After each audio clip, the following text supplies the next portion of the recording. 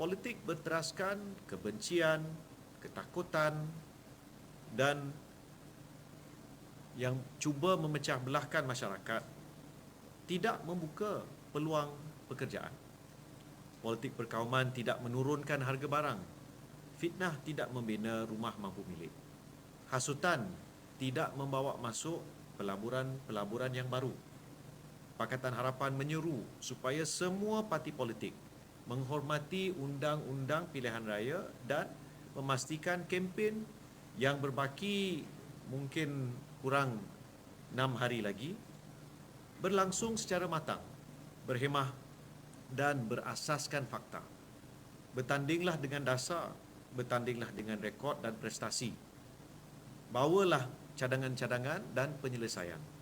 Jangan bertanding atas dasar kebencian yang cuba memecah belahkan ataupun menimbulkan rasa takut di kalangan rakyat. Negeri Sembilan selama ini dikenali sebagai negeri yang aman harmoni. Jangan rosakkan perpaduan yang telah dibina sekian lama semata-mata kerana kepentingan politik sempit. Pada 1 Ogos, rakyat akan buat pilihan yang amat besar. Pilihan antara politik yang menyatukan rakyat atau politik yang memecah belahkan kita. Pilihan antara fakta atau fitnah. Antara kepimpinan yang bekerja atau politik yang hanya mencipta persepsi kebencian.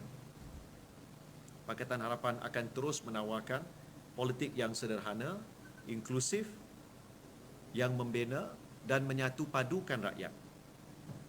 Politik yang mampu menyatu padukan rakyat tanpa kira kaum, agama maupun latar belakang.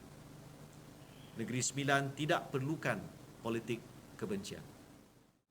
Undang-undang sedia ada mencukupi. Kita pernah lihat sewaktu pilihan raya negeri tahun 2023, Datuk Seri Sanusi pernah mengeluarkan kenyataan yang mengakibatkan beliau dihadapkan ke mahkamah kerana kenyataan yang menghasut.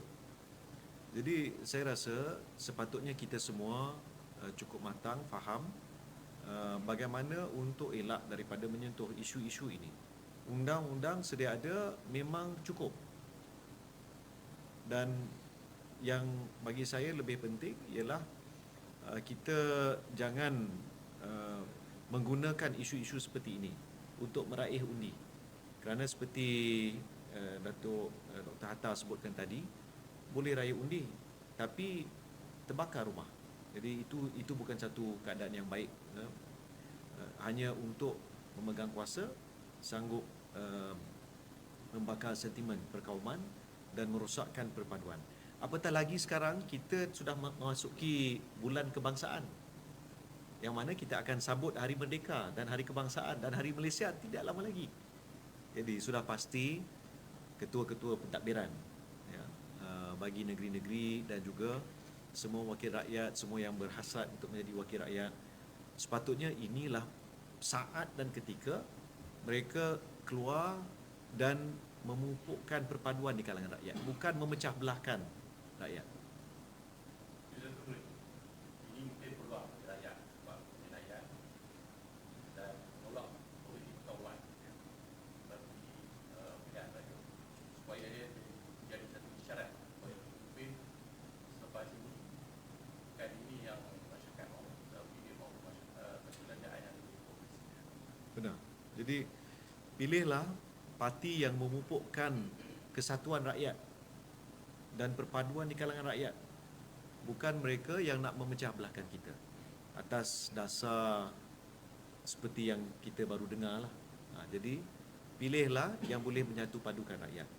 Malaysia pelbagai bangsa, pelbagai keturunan, dan kita telah lama bertapak di sini, tak menjadi isu dah.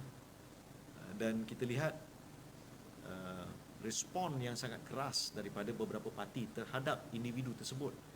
Itu seharusnya menjadi, beliau sepatutnya mengambil ibrah daripada insiden tersebut. Saya rasa tambah sikit. Inilah